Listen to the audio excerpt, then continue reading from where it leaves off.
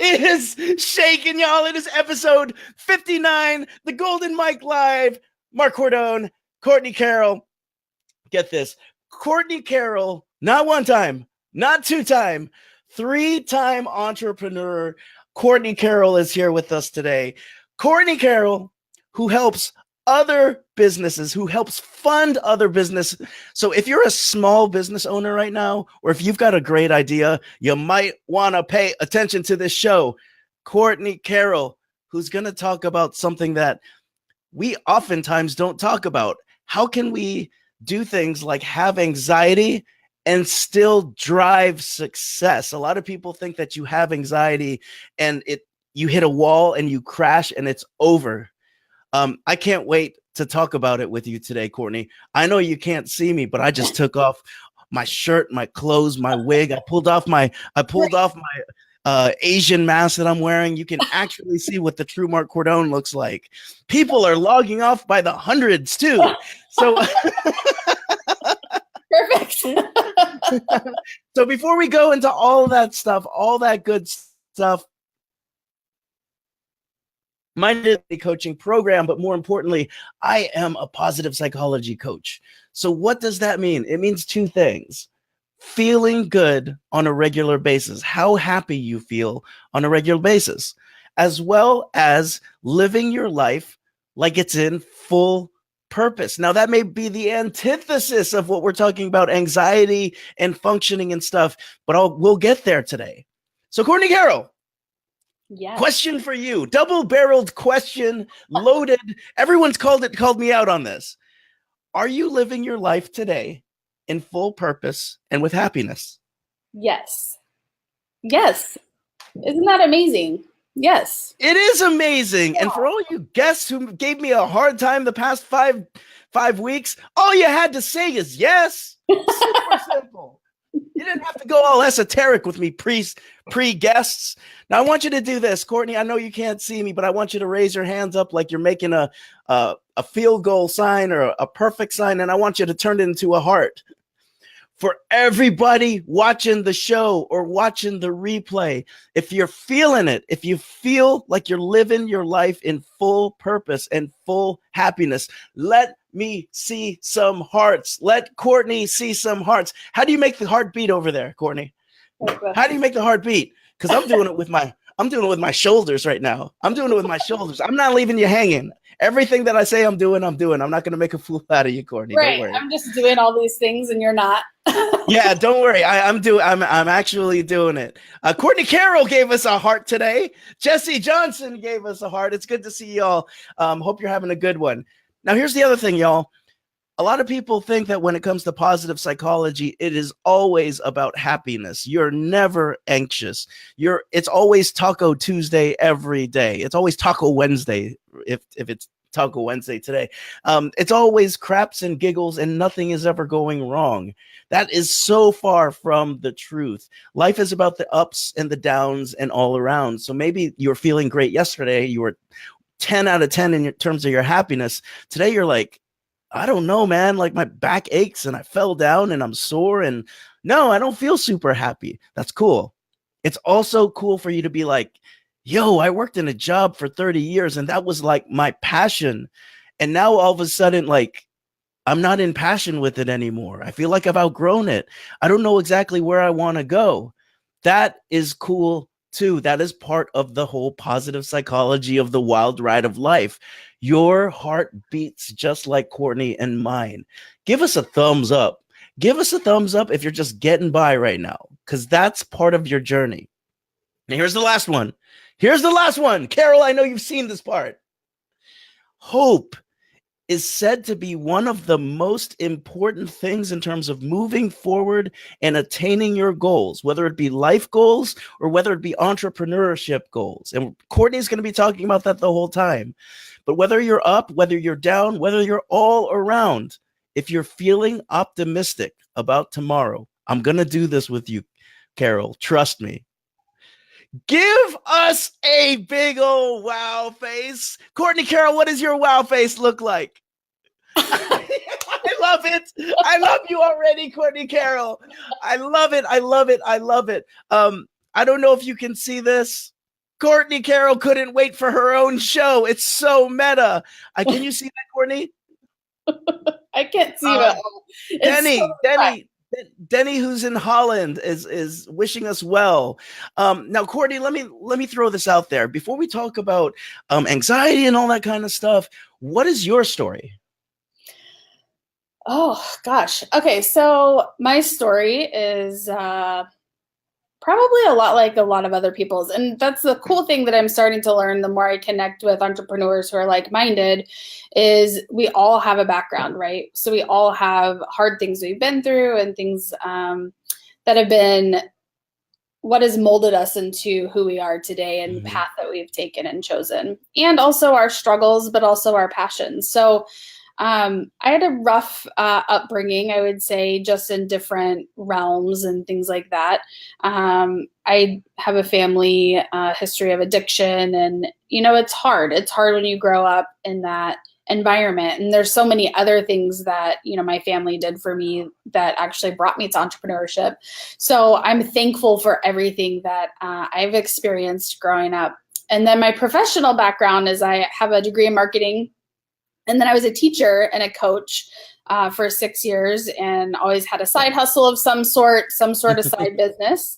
And then I went into sales, same thing, continued to have some sort of side business, and then just decided to take the leap. And I quit my job, and pretty much everyone in my life thought I was crazy. And here I am. I own 3 companies and, moving forward in a super amazing direction. And, I was in a role actually recently. So this is always evolving, and I want people to know this because, I took a role in my real estate office and decided it wasn't a good fit anymore. And so I left, and I just decided, you know what, that's enough. And I made the decision on Thursday and had the conversation on Monday. So I think, knowing whenever making and acting on that is just so important. And it's taken me a long time to get there.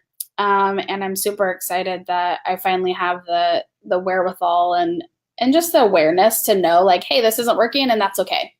And so that's my story in a nutshell. Now I'm owning all the things. Now I own all the things. I do all the things. Yeah. I just put on the screen the art of knowing, because it sounds like you're the type of person that when you come to a place of clarity or a place of knowing, action is not hard for you, right? So talk to us a little bit about the art of knowing. Like, how do you come about getting that kind of clarity in your life? That's a great question. I always will take what I call a mental health day. Okay. And I just go do something fun. And the whole time I'm consistently thinking about what's going on, but I'm really just asking myself and looking inside, looking inward to really make that decision, because it is one of those things that I think we go as a human race, as human nature, is we want to ask everyone's advice. And I call those people advice whores, because they right around it and they don't take advice from anyone. They do their own thing anyway. So just really going, okay, you know what? I do trust myself, and I'm going to trust myself and just listen. And we all know, it's just whether we choose to listen or not, right? So let me ask you this. You may have probably taken a mental health day right before that Thursday, coming to that knowing place, and then parting ways with the real estate company. What was it that you were like, okay, you're walking around, you're reflecting, but were there questions you were asking yourself, or was it something that you just waited for, like an intuitive hit to come in? Like, what did that look like? Yeah. So leading up to it, I was starting to notice triggers. And for me, a trigger is something that is taking too much time or projecting too much negative energy into me and my circle. And I'm very intuitive and empathy. And I know that's woo woo. However, it's something that I have recently become more aware of, because I've started realizing that, if I'm expending too much energy in a negative way, or if something's going on that's affecting me in a negative way, I'm not showing up at my best. And so when I'm not showing up at my best, that's when I start to question things. And I just am at this point in my life where if I'm not my best, then I move on. And so Okay. what was happening there was I was getting triggered in a lot of negative spaces, which was triggering my anxiety. And it was putting me into a place where I wanted to go to bed at night. Like I would come home from the office and I would want to go to bed. And that's not typical. So I knew that something was going on, and I just needed to take time to think about it and say, okay, what do I want? What do I want to feel? How do I want to feel? I really want positivity around my whole sphere and everything around me. And so that was the biggest kicker for me. Okay. It was very much like, okay, I've got these triggers going on. Something's going on. Is it me? Because that's another thing too. Self-awareness is so huge. Or is it my environment that I've either put myself in or allowed myself to stay in for too long?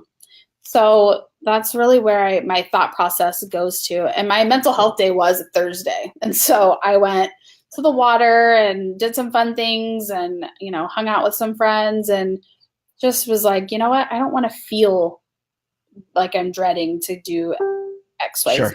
And when I Sure. feel that, then I just decide, you know what? That's enough. Sure. Are you there? Yeah. Can you hear me? Yeah, I can. Good. Do you know Adam Womble? I do. I used to teach with Adam. Adam Womble's got some advice for you, and he says buy some new yoga pants. That's the key. So whatever the hell that means, Adam, I think I'm going to buy me some new yoga pants.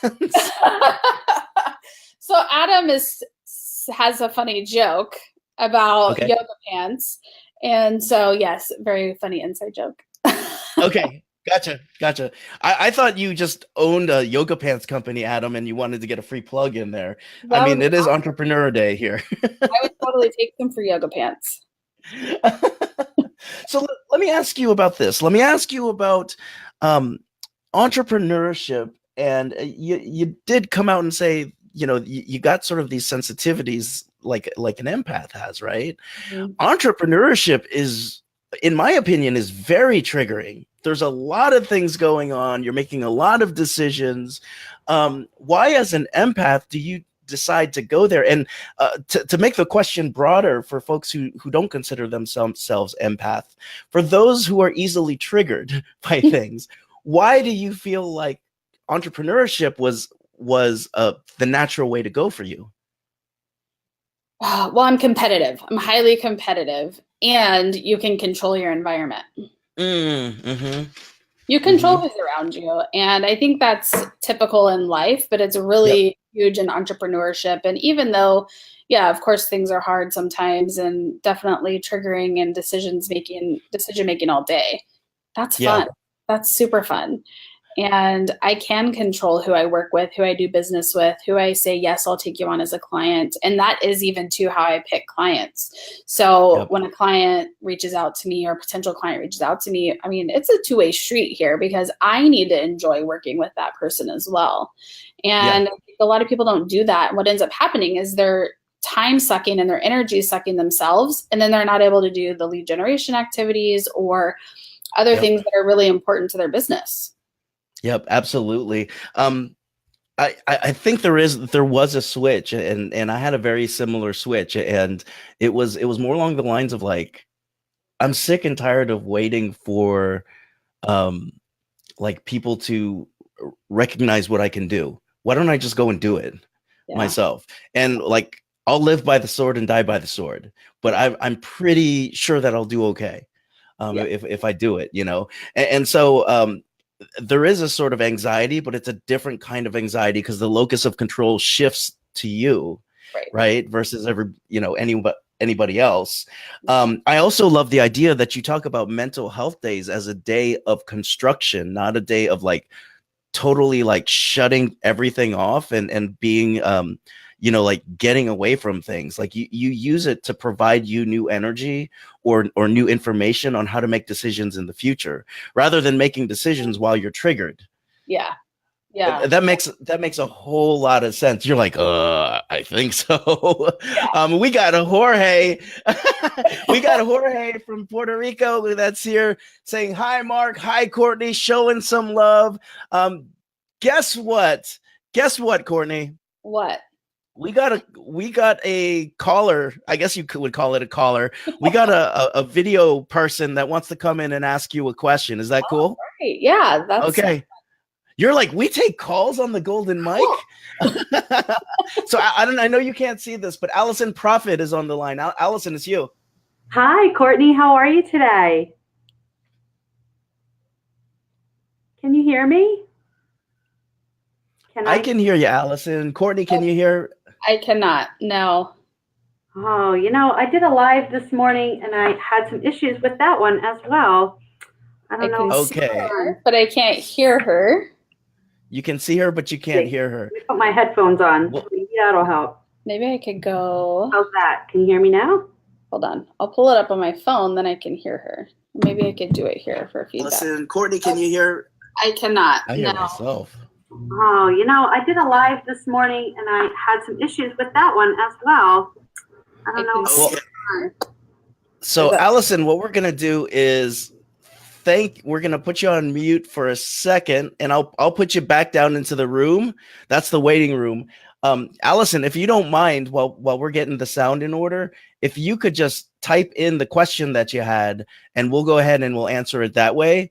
But I definitely heard you. We'll figure out these kinks, but we're gonna keep moving with the show. So please stay there, Allison.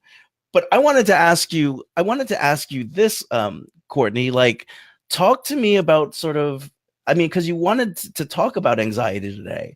So talk a little bit about that. Sure. So I think what is happening, or what has been happening, I'm loving that the conversation is actually starting to come about, because I think that for so long, for myself personally, my own personal journey, there was so much shame around it. And there was shame around everything as far as mental health and depression and anxiety. And everyone on the outside was under the assumption that I was successful and everything was great. And that's awesome. And I was successful and I am successful. And there was so much behind the scenes that was going on that no one really knew about. And the more I talked to people and the more I shared with people what was really going on, the more I started to realize so many other people were dealing with the same things. And so, what I want to do with bringing awareness to this and talking about it is to say, yes, you might have anxiety. Yes, you might have depression. Yes, you might have hard days. And you can be incredibly successful, and you can release the shame around those things, and you can be who you want to be and still have those things and deal with them and be healthy in the way that you are dealing with them. And we're not all perfect. There are days where I crawl into bed. It happens. Not very often, not near as often as it used to. However, it's okay. It's okay to take a day and say, you know what? I need some time. I need a half hour to myself and take that me time. And I think what we have done as a society, especially as women and females, we do everything for everyone. And we're always saying yes. We're always like, yes, I'll do that. Yes, no problem. Yes, I got you. Don't worry about it. I'll take care of it. And that goes with work and family and clients and all of the things. We want to say yes, because that's inherently who we are as humans. And what ends up happening is we're actually saying no to ourselves. And we're saying no to being healthy and having those conversations and saying, you know what, it's okay because I'm overwhelmed and I'm going to say no. Okay. So talk a little bit about what you mean by saying no to ourselves. What do you mean by we're saying no? Well, for me, it's more of like, if I have time, I get into a more creative space. So when I don't have time, whether it's a half hour, an hour, or an afternoon, or a whole day, it doesn't matter what it is or what it looks like. I have the opportunity to be better for myself, my clients, my businesses, and everything like that comes along with it, because it gives us the brain power and the brain space, so to speak, to just breathe and be creative and be in that space of learning new things. And maybe you see things differently because you're not so constantly just bombarded and overwhelmed with things. And that's really been my goal for creating this life, is what can I delegate? What can I get rid of? Who can I give to? How can I, in my businesses, I have partners, because it makes the work light and we both get to enjoy it and then not have to be all things to everyone. Yeah, that makes a lot of sense. when you use it from the standpoint of every time, like I think about it from the standpoint of like when you say yes, every time you say yes, it's like you're taking like you have a jar full of like M&Ms, right? And you take a little bit out of that jar of M&Ms. So if you're always saying yes to that jar of or to people, that jar gets very quickly depleted. You Yes. know, and by saying no, it allows you to best use that jar and adequately distribute it the way that you want to versus walking around with an empty jar the whole time or a leaky boat where you're not, you know, you're constantly refilling it, but there's holes in it. I saw you laugh at that. Is the leaky boat thing funny or are you feeling me on that? I laughed because I thought you said leaky poop, which Leaky poop. what is Leaky poop is what, you know, it's like walking around with leaky poop. Um, I've got to put that on the screen because I know we might get one more viewer doing that. I'm seeing Allison. Allison is like laughing her butt off over there. Allison, you walking around with leaky poop? That doesn't help us serve anybody. No, Doesn't help us serve anybody.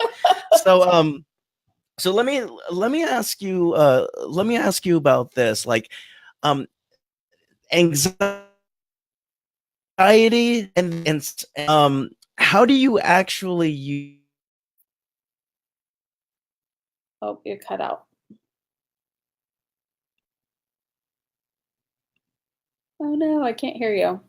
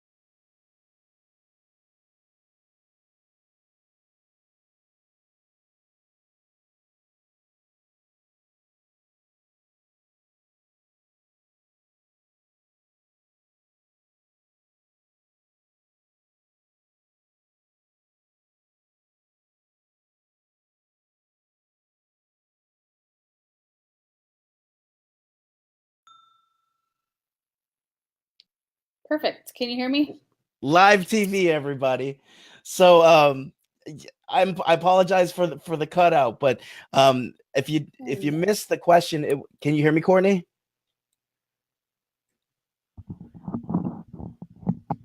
Courtney?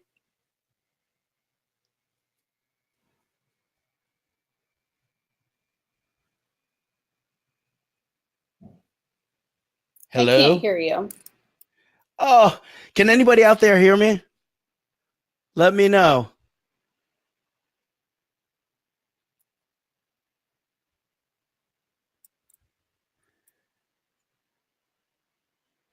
I'll be right back.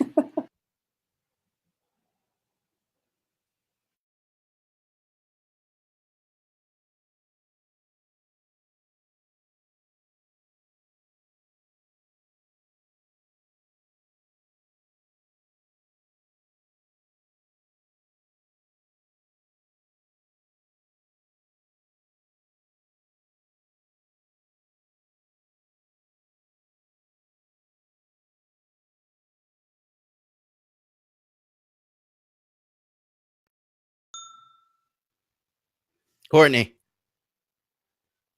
Courtney. Can you hear me? Yes. Can you hear me? Oh no.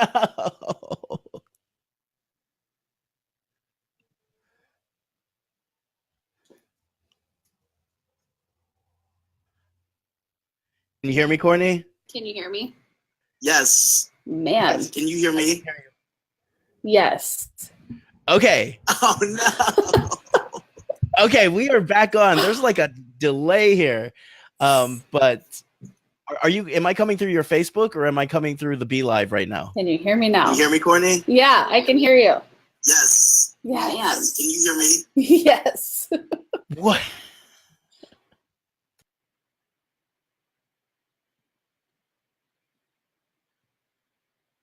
Except now I can't. Love technology. Here we go.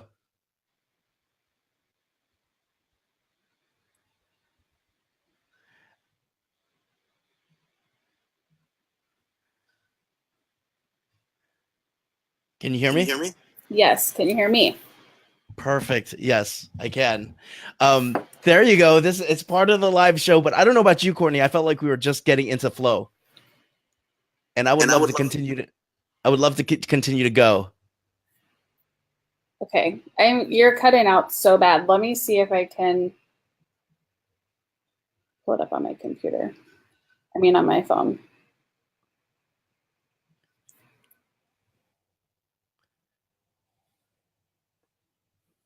Well, it's just me, guys. I don't know if you guys can hear me, but if you guys can hear me, someone out there, please tell me that I'm coming through. If not, we're gonna make some adjustments. I would love if Courtney can answer this question when she gets back. First, Courtney, I love this topic. My career has been spent in HR, helping employees and organizations create strategies to support mental health in the workplace, including reasonable accommodations. I'd love to hear a success story of how you were able to approach your mental health anxiety with your employer in order to be supported. We'll definitely bring that up with Courtney. Courtney's just back in the batter's box right now. And let's see if we can hear her. Can hear you. Can you hear me?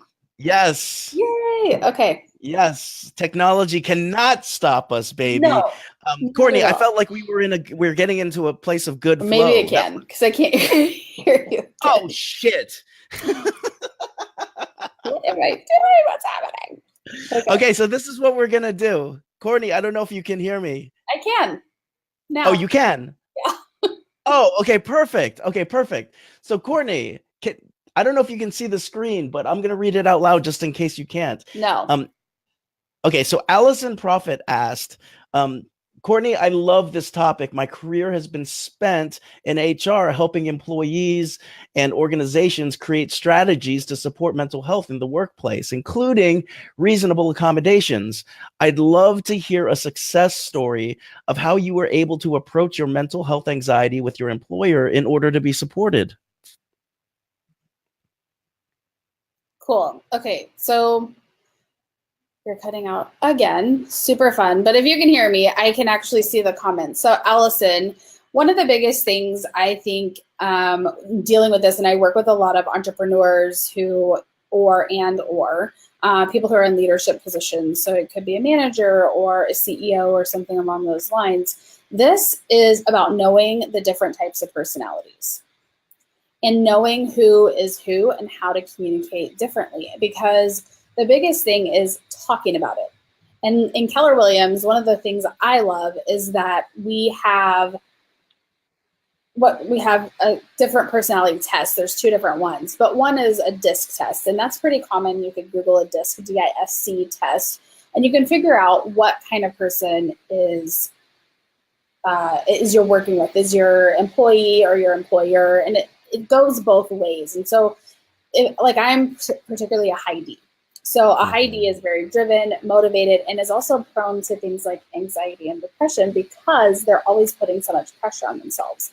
So you might have someone who is very driven and out there and moving along and really hitting all their goals, and it depends on what your business is. But that person may also be dealing with mental health issues that you don't even know about because they're masking everything. And that happens so often. The masking of the anxieties and the depression and the perfectionism and all of those things. If you ever hear someone say, well, I just want it to be perfect, that is code for I'm scared and I have anxiety and I'm afraid to fail. So decoding what people say to you in order to understand, like, oh, okay, ding, ding, ding, maybe they have something else going on behind the scenes that I don't know about. And maybe I could bring this up and address it in a different way. Marc, I can finally hear you again. Did you get all that? I got all that. You're coming through crystal clear, so I hope I'm coming through this crystal technology clear. is killing me today. I'm hoping I'm coming through crystal clear because that was freaking awesome. No, you're not feeling it? You can't hear me? I can now. Okay. So this is what we're going to do. Okay, so are you on Facebook? Yes. Okay, I'm gonna message you my phone number, and I want you to call me real quick because we're gonna. I can't hear you again. Okay, so fun. Because I am not letting you get off the show without doing a golden mic. We will have you back when everything is working clearly. But I'm not going to have you come off the show without us doing a golden mics. So give me this number. This is my number. We're just going to do this old school over the phone and make it happen.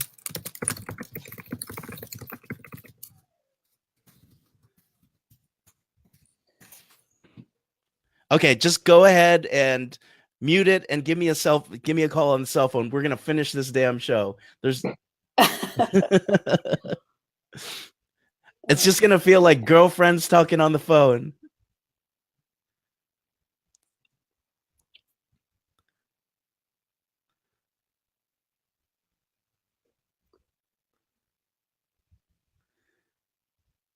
It's 1-800. So we've never had this before where we talk on the phone. We're going to have it happen. Okay, so can you hear me? I can. Can you hear me? Absolutely. Yay.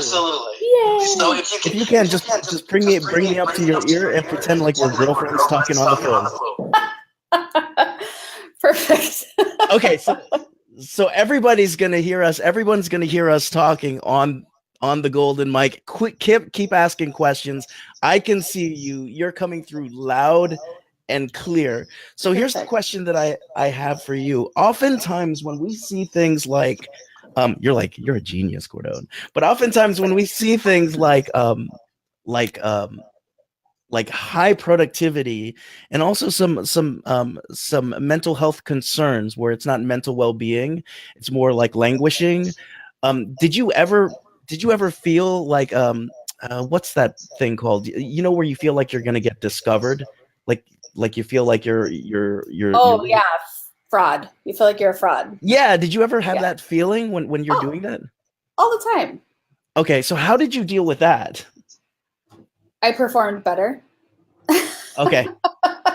I think that is so common. It's so common, especially in sales and entrepreneurship, because entrepreneurship, let's get right down to it, is sales. And so the thing is that it's so common, and I think people are masking it so well that they don't, it's an epidemic right now. And in my sales organization, even people I'm still friends with and people have moved on to different careers when I was in sales, it is an epidemic, and they are all still dealing with similar type things. And I think it's common, especially in females, to feel like, oh gosh, I'm going to be found out. I'm not as good as everyone thinks I am, or as my social media profiles show that I am.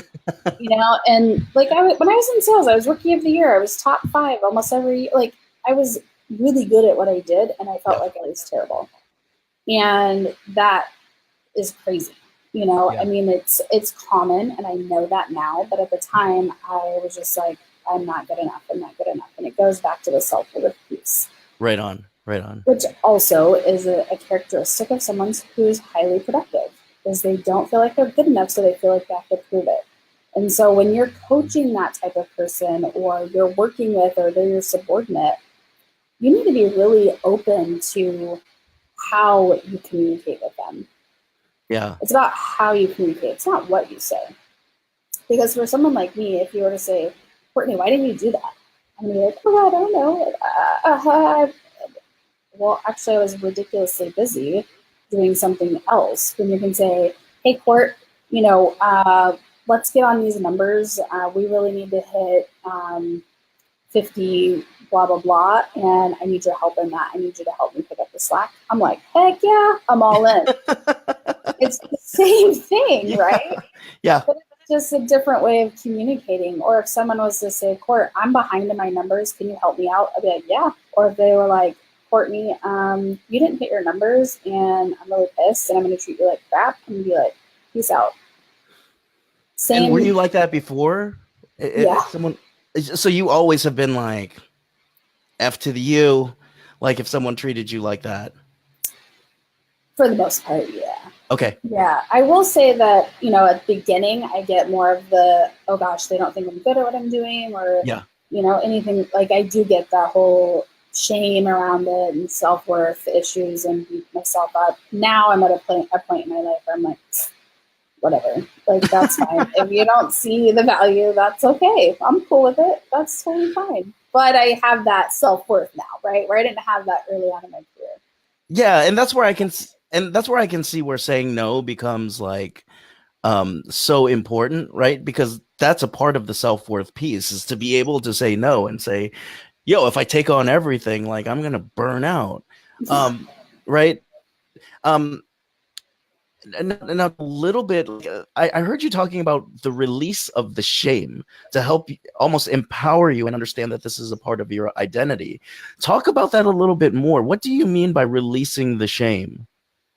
Well, mental health, obviously now in our society, is becoming a streamlined topic. However, when I was dealing with this at the beginning, I mean, I know I look young, but I'm not as young as most people think I am.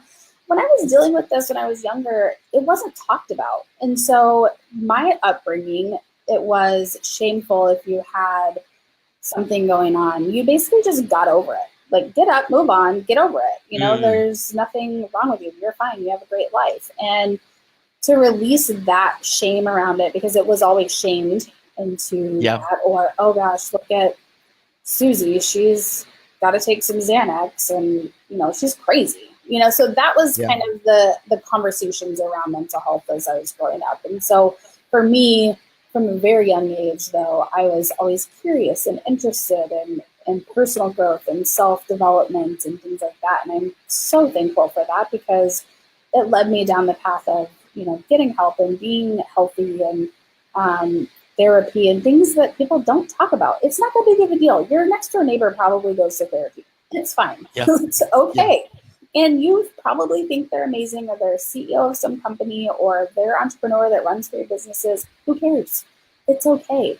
Yeah. It's about taking care of yourself. And I think, when I say that, I'm like, cool, that's great. Good for you. They're always kind of like, oh, and I'm like, yeah, I don't care. It's amazing. Good for you, because you could sit there in the shame, in the cesspool. That's what I call it. Yeah. In the cesspool of shame. Or you can say, you know what? I got this, and I'm going to deal with it. I'm going to hit it head on. I'm going to figure it out, and I'm going to do what works for me. And that could look so different for so many people.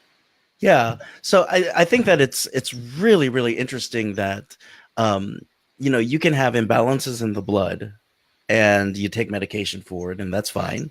You can have high blood pressure. Mm-hmm. You can take things for that, and it's fine. But then you have a chemical imbalance in the brain, and you're fucking crazy, right? And so there is a certain stigma. It's almost like if we were to just take it and be like, oh my gosh, Marc Cordone's got a cavity, we got to shun him from society. You know what? Like, if we just take another health issue and do something about that, or look at it with the stigma that we do towards the brain, it's completely whack. So I love the fact that you bring it up, like being able to normalize, and it is quite normal. I believe it was like 1 in 4 people have some sort of imbalance. I think it was 1 in 4. Don't quote. It's quite a few people. Yeah, it's a lot more than you think. And I think when you start talking to people, what I found is people who I wouldn't have assumed had anything going on did. And so that's been really freeing and releasing for me, because I've been vulnerable enough to talk about it and say, hey, this is okay. Like, it's not a big deal. And people who like, I probably put up on a pedestal, you know, and said, oh gosh, everything's perfect. I have the perfect life, have in return reciprocated that vulnerability and said, Right. hey, guess what? I go to therapy twice a week, or I have done hypnotherapy, or I take Xanax every now and then, or whatever it is their thing is, or, you know, I have to work out, or I can't be me and I can't show up as my best self. And so showing the vulnerability really is what flipped the switch for me too, to say, oh my gosh, all these people that I'm talking to about this stuff either know someone, have it themselves, or someone in their immediate family is dealing with that. And so I think it's cool because I get to use my tools that I've learned to say, have you tried this? Yeah. Have you reached out to this type of person? What about this? This helped me. Maybe it could help you. So it's cool for me because I get to help people, and that's what I love to do. It's also interesting when you talk about sort of mental health conditions that are put in the DSM and success. So I've seen things like ADHD and an elevated number of like NFL players. The ones who were most successful, the quarterbacks, were the ones who fell in the ADHD, the high ADHD spectrum, because they could take in so much stimulus and move on the fly and make decisions very quickly. So what's really interesting are the things that we stigma are also the same things that make people, you know, that have people successful. I would also say that, like, on the mental health spectrum, a lot of people could think entrepreneurs are crazy. Just play it safe. Draw within Keep the your lines. 6-figure job. What are you doing? Yeah, exactly. Yeah. Draw within That's the great lines. yeah. And you know, why would you take that kind of risk? It's suicide. Blah blah blah blah blah. Whereas oftentimes, all of us, mental health, wherever we are in the mental health spectrum, whether it's on some days on the lines of ups and or downs, some days on the lines of ups, all arounds, all of us want to be happy at the end of the day. And sometimes some folks are more willing to take risks than others. And that would be, some people might call that a mental illness because they're so ready to make a quick decision. But great entrepreneurs can make that great decision and see things coming up the road. So I want you to talk to me about this. You told me that you made the decision to leave the real estate company. And if you guys can hear me, it sounds like people can hear us. Allison said people with ADHD are rock stars. She raises her hand proudly. Same girl. What's that stigma, Allison? That's right. But when you went and made the decision, I took some notes down because it said not everyone was with you when you made that decision. Like, it sounded like some people disagreed or just were not in agreement with your decision. Can you talk a little bit about that and how you pushed through that? Yeah, and I want to talk, if you're okay with that, I want to talk about the 2 times I've made big decisions like that. The first time was when I quit my sales job, and it was a 6-figure job. And I was doing really good and being successful. And I got all of the things we were talking about. Why would you do that? But you're so good at it. But don't you like it? But it's safe, and you have a 401k, and you have health insurance, and all of those things. So those are the things I was getting, and I think I've made those decisions enough times in my life to where I know I'm going to get it. Like, I just anticipate it, and I'm okay with it. Yeah. And I just go, okay, this is what's going to happen. I say, thank you so much for your opinion. I really appreciate it. I'm still moving forward with my decision. I trust myself 100%, and that takes time and work. And as I say, it takes time and work. It really doesn't. It's just deciding this is what you're going to do. And I've made those decisions so many times that when I know, and I trust myself wholeheartedly. So then when I decided to leave the position, I was the productivity coach at my real estate firm. And I loved the position, and I was growing the program, and things were going great. And I was finally like making good revenue from that piece. And then I was like, nope, I'm done. And same thing, you know, people are like, what are you doing? And I'm like, it's a personal decision. And for me, it is all about happiness and what I'm coming into on a daily basis and being able to show up as my best self. And if I can't do that in that environment, I'm done. And so to answer your question, it's just super simple to say, am I showing up as my best self or am I not? Okay. And if I'm not, then what are the determining factors? And is this affecting my daily happiness? So, And if it's affecting it, then I'm out. so is that what you would also say to a client who's like, I'm ready to make the change. I'm in the middle of making the change. And I'm getting like haters right now, right? Like, is that what you would say to a client? I think it's about preparing them for the fact that that is a possibility because, you know, our brain's job is to keep us safe, right? Yeah. And so that's what most people tend to go to. I mean, I remember when I quit my sales job, when I was telling my boss, I was having like a panic attack. And for me, a panic attack is all inside. So I don't have like you can tell if you know me, but you can't tell if you don't know me. And so, or if you don't know me really well. And so I was like, oh my gosh, this brain thing is so crazy. Like it just tries to keep it safe. Like I know this, I inherently know what it's doing and I can't control it. Yeah. And so I tell people about those experiences and things like that. And I tell them just expect it. Expect that there is a possibility that someone is going to think you're crazy because you don't have a safe job. You don't have the daily paycheck. And at the end of the day, no job is safe. Yeah, absolutely. And well, the concept is real as you want to make it. Yeah. Right. And so just to piggyback off of that, like the idea that you can't do something may or may not be an external thing, right? Like if you want to just be like, hey, I want to go and try out for the Olympic ice hockey team. And, Right. you know, you live in Hawaii, right? And Right. you're fifth year, you might want to check yourself. There's probably ways you could do it, but you might want to check yourself. But also at the same time, if you know, like there's an intuitive, knowledgeable and heartfelt knowing that this is where you're going to go next. Oftentimes people project the fact that they can't accomplish what it is that you just declared. They'll oftentimes say that you can't do it. And then the cool phenomenon is that once you do it, a lot of people start following your path. That's when you see a lot of people doing the mimicry. So usually the hardest part is when you see no one that you can mimic and you have to, you know, set your own course and be like, yo, I came from this background and now I'm doing 3 businesses. I'm setting my own course. So that's a pretty amazing thing, especially with anxiety, all that good stuff. Let me ask you this. Can you still hear me? Yeah. Okay.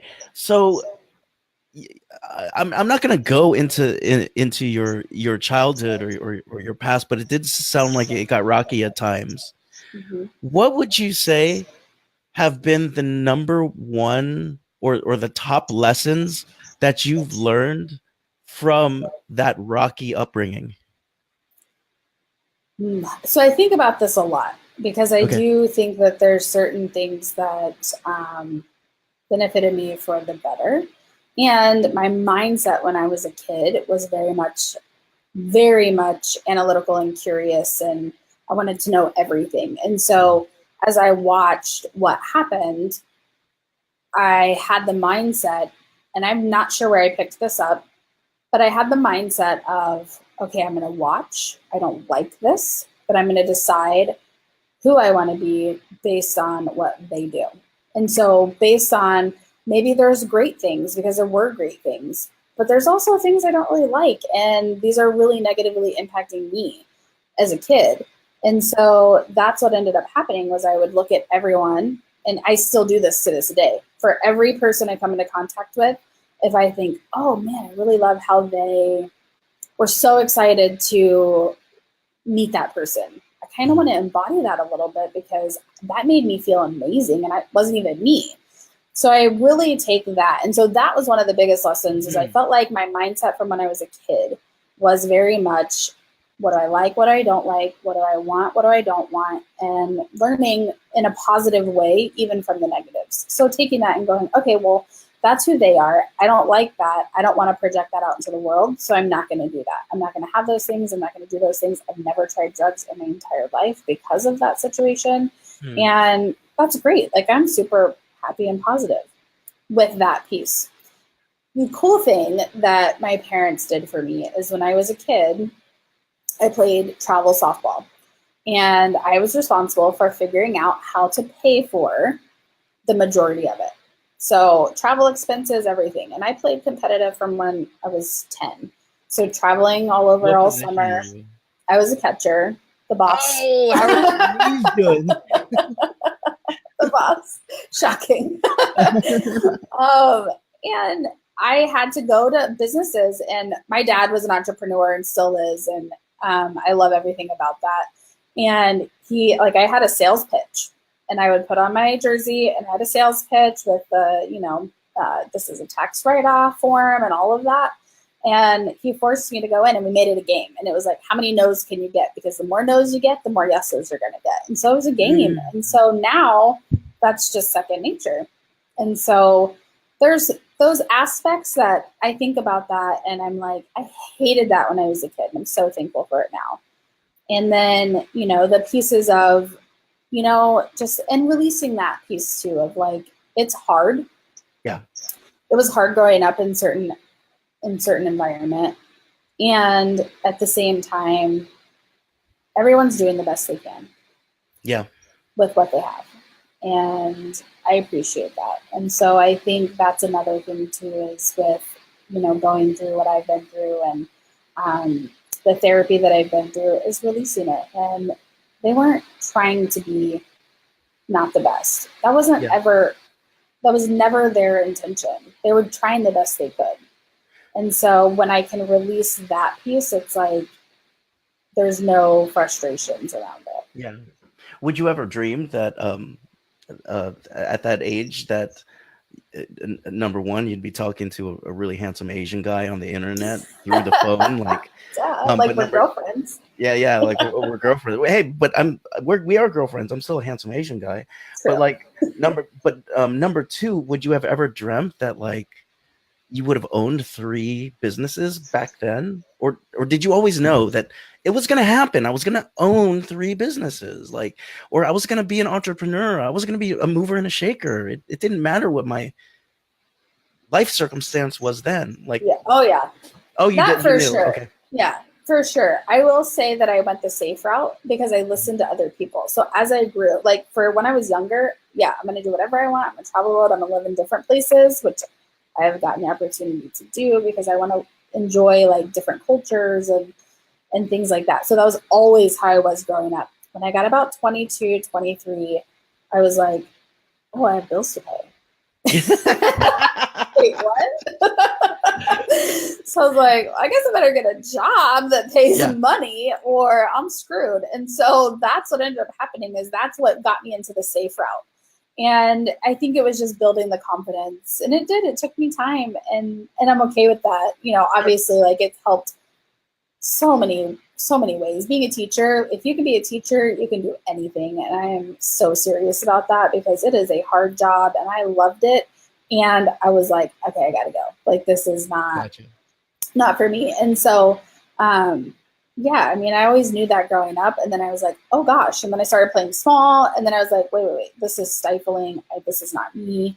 And so then I think it's been a battle for the last, 5-6 years and to figure that out. All of this was figured out by yourself through like I wrote down this, like as a child, you would observe others, you'd pick up what you wanted, you'd discard what you didn't. So you absorb what you'd want, and then you'd integrate it into your life.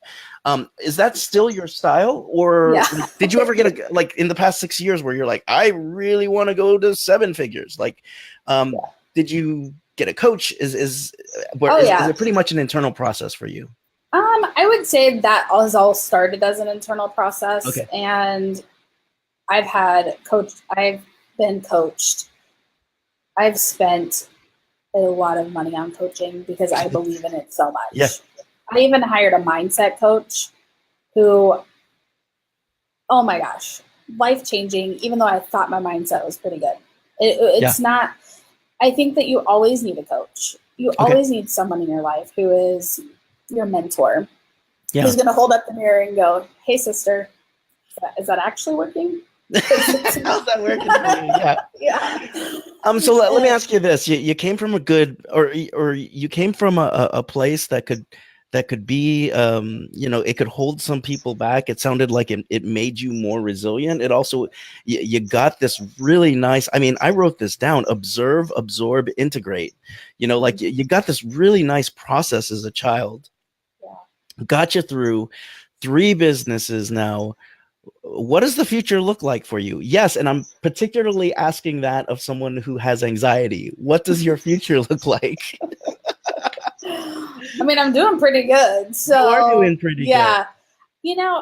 It's bigger and better. I mean, to be honest, I feel like being in this realm as an entrepreneur, there is no end. It's always fun. It's always moving and different things. And funniest story is you were talking about earlier about how, paving your own path and things like that, and how people are going to try to keep you safe. And, I'm looking to invest in real estate and women-owned businesses, and I am doing those things. And, I was talking with my dad. We were talking about partnering on a large property that's a 38-unit complex. And I knew, my gut was telling me, because my dad's like the play it safe, but not like, it's such an interesting realm of him. He's an advice whore is what he is. I love him, but he's an advice whore. And he got his friend on the phone with me, and I felt like they were like, oh, well, most people don't really go that big and blah blah blah. And I was like, yeah, okay, thank you. And then I called the commercial lender, and I was like, yo, how can we make this happen? What do I need? What do I need to do? What do I need to sell? And that's just, I know it's coming. And so it's just funny. Like, I'm looking to do bigger and better things, and I'm looking to give back and be in that passion project and that mission driven space and realm. And, I've been that way. I coach kids. I coach softball kids because I want to give back to that community and for what it's given to me. And I'm feeling that now with entrepreneurship and all the things that it's given to me. I want to be able to give that to someone else. And so that's really the realm I'm in. And what else can I do to take it to another level? And, it's not all about money. It's about being happy. And money makes things fun, for sure. It sure does. Yeah. It makes life fun. That's not what it's about. It's about helping and really just, taking other people's lives to another level. So talk to me, Cece. Like, the conversation is between you and I right now, but for anybody watching, anybody who's interested in saying, oh my gosh, this is a person that I want to work with, like, talk a little bit more in detail about some of the people that you're looking to connect with and stuff like that. Yeah. So as we talked about, I have 3 companies. So I would say real estate team, which is likely going to be not most of the people that are watching us or did watch the replay, because that's going to be in my local area. The other way that you can connect with me or work with me is through business coaching. So I take on a few clients a year, take on 4 at a time. So as one drops out, someone else has an opportunity to come in. And if you want to do that, you can reach out to me and we'll just see if it's a good fit. It's got to be a 2-way street. It needs to be amazing for both of us. And then the other thing that we're doing is we've launched a physical products company in order to help fund our investing in women-owned businesses and women's services. And this is nationwide. It's not just our local area. And, I'm lucky and blessed to know people across the entire country. And so if you are someone who is like, hey, I might need an investor. I don't know if I need an investor. I have no idea what I'm doing. I kind of have this idea. I want to start a business, or I have this business that's going well, but I need some help and I need to take it to the next level. And there's different ways that you can do investment. It might be monetary. That's obviously the most common. Might be monetary, or it could just be with coaching. Sometimes people just need a coach and they think they need monetary, but they really just need help. Coaching and a mentorship or something like that. Yeah. And so getting to that clarity So anybody that's looking for any of those types of things, if you want to support, well, reach out to me, either messenger or email, and I can pop that in. Or if you are looking to support our mission, which is helping women-owned businesses, you can buy our new products, which I can list down below too. Please do that. And Courtney, I have your email posted on the screen as you're saying this right now. If anyone who's watching now or on the replay wants to friend Courtney, I also have your Facebook right there if you want to DM Courtney as well. Courtney, I almost called you McCluskey. I know. Who's McCluskey? Is that your? It is. Yeah. So McCluskey is my last name. Courtney Carol is my personal brand, and it makes things exciting. You know what's interesting? Yeah. You won't believe this, but McCluskey is my real name too. Marc Cornone is my personal brand. Oh my gosh, that is crazy. It is crazy and false. It's not true. Oh, I was like, what? That's crazy. I should have done my middle name. My middle name's Anthony. Marc Anthony. that is true. Marc Cordone, Marc Anthony, same thing. Yeah, Courtney. I feel like you should come back because, like, the idea of anxiety and performance, the idea of us pushing through when we had like the absolute worst stuff. We've still got viewers. We have 5 viewers after everything that happened. Now, this is what I want y'all to do. The 5 of you who are watching live, I want you to share this out because Courtney's story deserves to be shared out. You are out of bounds, Marc Cordone. I don't understand what that means, but I just got called out for being out of bounds. Allison, share this out. I want to hear Courtney's story part 1. You're going to be coming back, Courtney, awesome. and we're going to get this internet fixed. You have said enough. We're going to post the links up. Courtney, this is the reason why it's called the Golden Mic. And so I don't know how you coach or mentor, if you ever do visioning things or do anything like that, but we're going to do a quick visioning exercise for you. Right. Okay. So here's the deal. There is a golden mic that is coming down from your ceiling right now. And that golden mic, when switched on, translates into every language all across the world. You can say whatever it is that you want. And Courtney Carol, your golden mic is now live. This is so fun. So yeah, I think the biggest thing that I want to say is just be you. I think that there's so many people, and especially with social media right now, that are just only showing their highlight reels. And I know we're all guilty of it. And at the same time, have a real genuine connection with people and really avoid sitting on your couch and watching other people's highlight reels and getting into your cesspool of shame because you aren't as successful as you think that they are. Because the reality is they're probably not. And even if they are, be happy for them and then reach out to them because there's always something going on. Love on your people. Love on your people. All right. So I want you to stick your hand out like we're doing a fist bump, right? Okay. Now you're holding that golden mic in your hand, right?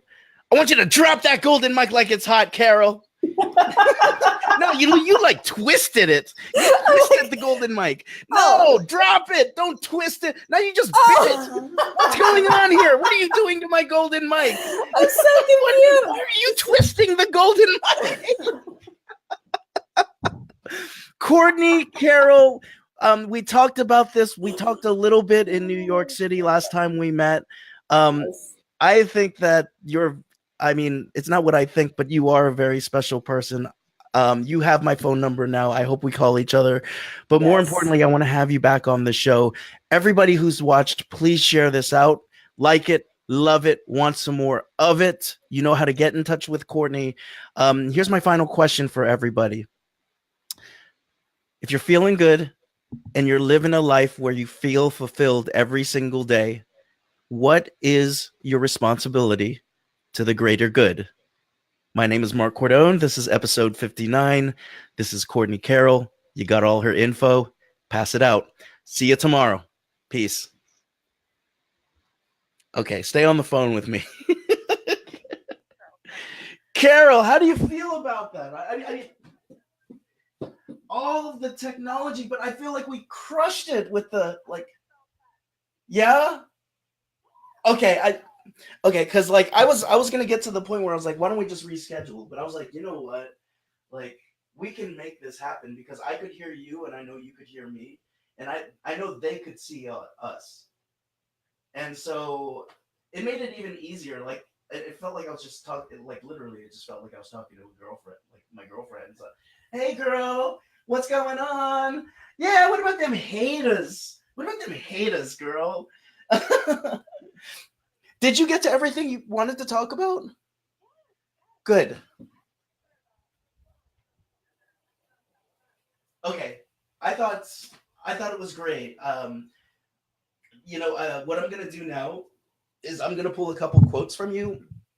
I don't know if you have an Instagram account. Okay, so I'm gonna give you a couple quotes to put around on your Instagram. It might take a couple days for me to do. I'm also going to take some bits from the show. So even though you couldn't see it,